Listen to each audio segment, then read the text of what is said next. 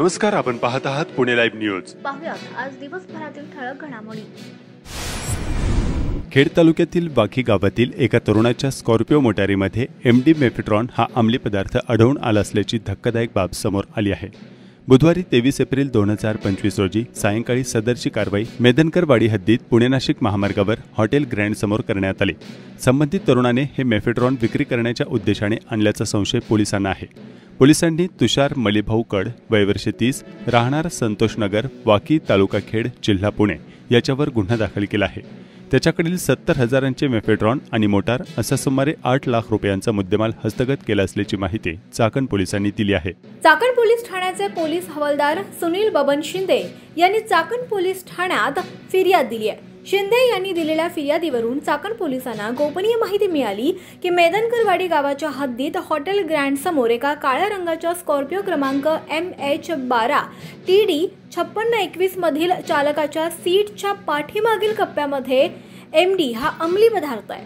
संबंधित हॉटेल समोर ही मोटार येणार आहे आणि त्यानंतर चाकण पोलीस ठाण्याचे सहाय्यक पोलीस निरीक्षक गणपत धायगुडे यांच्या मार्गदर्शनाखाली पोलीस पथकानं ग्रँड हॉटेल समोर सापळा लावला. ग्रँड हॉटेलसमोर थांबलेल्या काळ्या रंगाच्या गाडीमध्ये एक इसम बसलेला दिसला. मिळालेल्या माहितीनुसार खात्री झाल्यानंतर पोलिसांच्या पथकानं सदर मोटारीस घेराव घातला.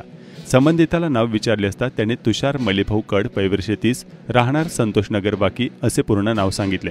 पोलिसांनी त्याची अंगझडती घेतली. त्यावेळी त्याच्याजवळ केवळ एक मोबाईल मिळून आला. स्कॉर्पिओ मोटारीची झडती घेतली असता चालक बसण्याच्या पाठीमागील सीटच्या मागील बाजूस सीटच्या कप्प्यामध्ये एक सिल्वर रंगाच्या पेपरमध्ये पांढऱ्या रंगाच्या पॉलिथिनच्या एकूण 8 छोट्या पिशव्यांमध्ये पांढऱ्या रंगाची पावडर दिसून आली. पॉलिथिन पिशवी उघडून पंचांच्या समक्ष वास घेतला असता तिला उग्र वास असल्याचे जाणवले.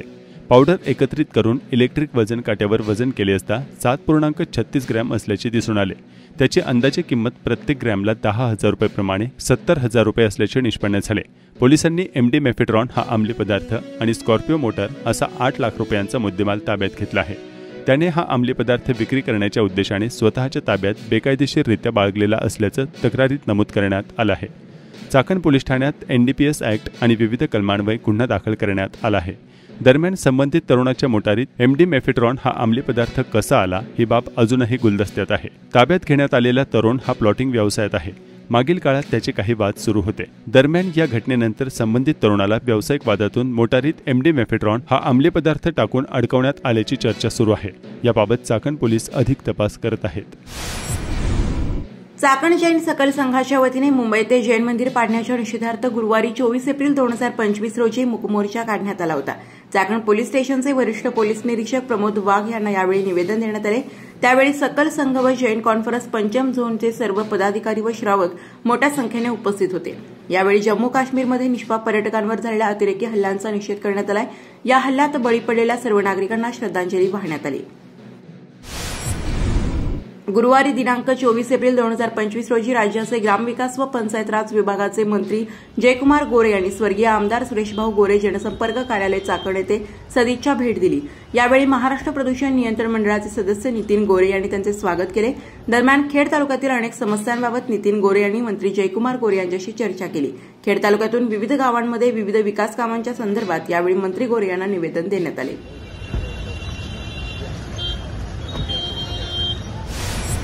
वाढत्या तापमानामुळे मेथी कोथिंबीर पिके कोमेजून जात आहेत. त्यामुळे खेड तालुक्यात अनेक शेतकरी सध्या पालक भाजीकडे वळत आहेत. पालकला पाणी कमी लागते, कमी खर्च लागतो आणि आता बाजारभाव देखील 10 ते 15 रुपयांपर्यंत पालकच्या जोडीला मिळत आहे. त्यामुळे अन्य भाजीपाल्यापेक्षा पालक भाजी किफायतशीर ठरत असल्याचे शेतकरी सांगत आहेत. पुणे जिल्ह्यातील 4 तालुक्यातील 628 ग्रामपंचायतीचे आरक्षण काढण्यात आले आहे. यातील 316 ग्रामपंचायतीवर महिला सरपंच राज आले आहे. खेड तालुक्यातील 184 पैकी 94 ग्रामपंचायती महिलांसाठी राखीव झाल्या. यात काही मोठ्या आणि महातावाच्या ग्रामपंचायती विविध प्रवर्ग आणि महिलांसाठी आरक्षित झाल्याने अनेकांचा हिरमोड झालाय. राजकीयदृष्ट्या महत्त्वपूर्ण असणारी अनेक गावे राखीव झाल्याने गुडघ्याला बाशिंग बांधून बसलेल्या अनेक जणांची विकेट पडली आहे. अनेक गावात आरक्षणाने अचानक लॉटरी लागली आहे. तालुक्यातील निवडणुका होत असलेल्या निम्म्यापेक्षा अधिक गावात महिला राज राहणार आहे. एकंदरीत कही खुशी कही गमची स्थिती तालुक्यात निर्माण झाली आहे. सरपंच पदासाठी विविध आरक्षणे पडल्याने अनेकांना किंग मेकरची भूमिका बजावी लागणार आहे. खेड तालुक्यातील आव्हाट, खरपूड, कुडे, घोटवडी, टोकावडे, धामणगाव खुर्द, धुवोली, नायफड, परसूल, भोरगिरी, शेंदुर्ली या ग्रामपंचायती अनुसूचित जमातींच्या स्त्रियांकरिता राखीव आहेत. त्याचप्रमाणे बिगर अनुसूचित क्षेत्रातील ग्रामपंचायतींपैकी निघोचे, मरकळ, चास, शिंदे, सुपे या मोठ्या ग्रामपंचायती देखील अनुसूचित जातींच्या स्त्रियांकरिता आरक्षित झाल्यात. आंभू, मिरजेवाडी, दावडी, गारगोटवाडी, खरपुडी खुर्द, आवंढे या ग्रामपंचायती अनुसूचित जमातीच्या स्त्रियांकरिता आरक्षित झाल्यात. तसंच नागरिकांचा मागास प्रवर्गातील स्त्रियांसाठी कोयाळीतर्फे वाडा, कान्हेवाडी, जवळके, वाकळवाडी, सावरदरी, कडधे, शिरोली, बाकी खुर्द, शिवे, रासे, सातकरस्थळ, भोसे, बाजवणे, येलवाडी, मेदनकरवाडी, साबळेवाडी, दौनकरवाडी या ग्रामपंचायती आरक्षित झाल्यात.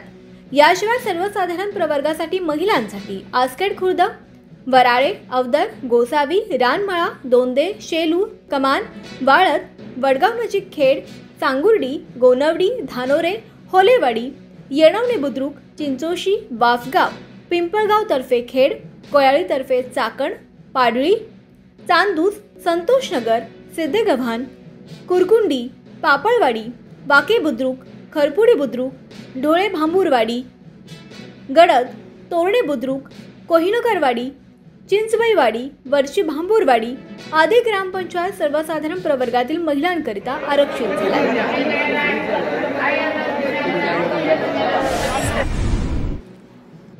श्री ज्ञानेश्वर महाराज संस्थान कमिटी आळंद येथील विश्वस्त मंडळावर प्रथमच महिलेची नियुक्ती होऊन इतिहास रचला गेलाय.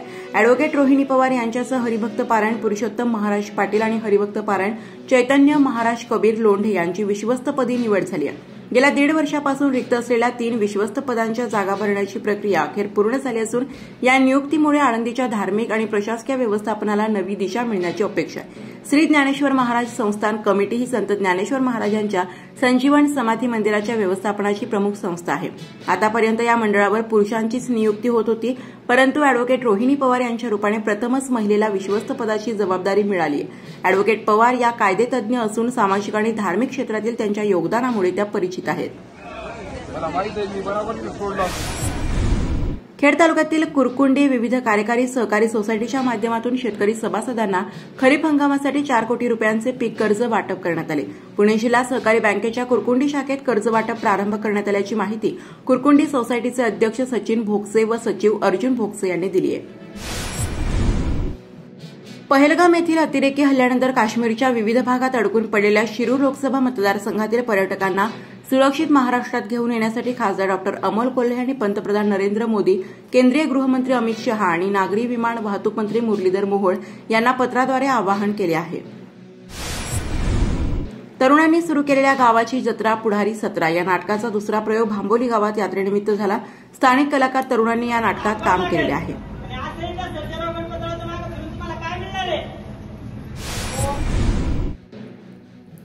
खेड तालुक्यातील भांबोली ग्रामपंचायत मार्फत ग्राम निधीतून गावातील कचरा व्यवस्थापनासाठी नवीन घंटा गाडीचे लोकार्पण करण्यात आलं. यावेळी सरपंच शीतल पिंजण, उपसरपंच अर्जुन राव यांच्यासह गावातील सर्व पदाधिकारी मोठ्या संख्येने उपस्थित होते.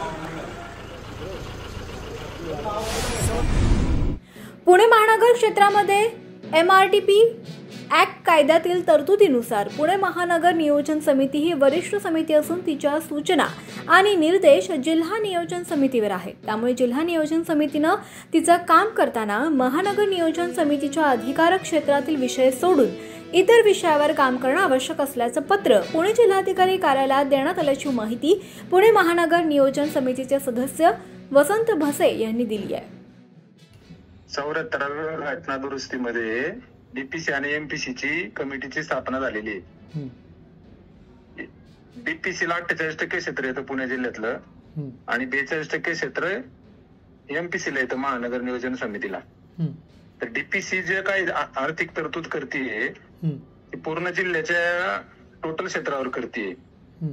आमचं असं म्हणणं आहे की एमपीसीच्या कार्यक्षेत्रामध्ये डीपीसीने एमपीसीला विचारून एमपीसीचा जो प्लॅनिंग आराखडा असेल त्याला त्याच्या विचारात घेऊन त्याच्यावरती आर्थिक तरतूद केली पाहिजे.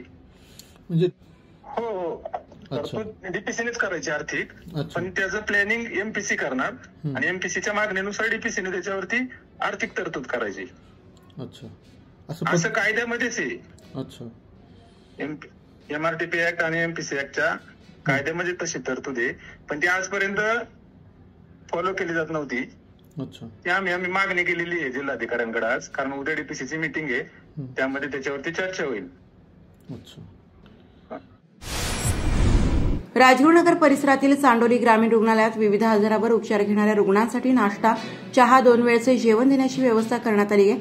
रुग्णालयातील दाखल रुग्णासोबत राहणाऱ्या नातेवाईकांना जेवणाची सुविधा मिळत नसली तरी राहण्यासाठी स्वतंत्र व्यवस्था करण्यात आली आहे.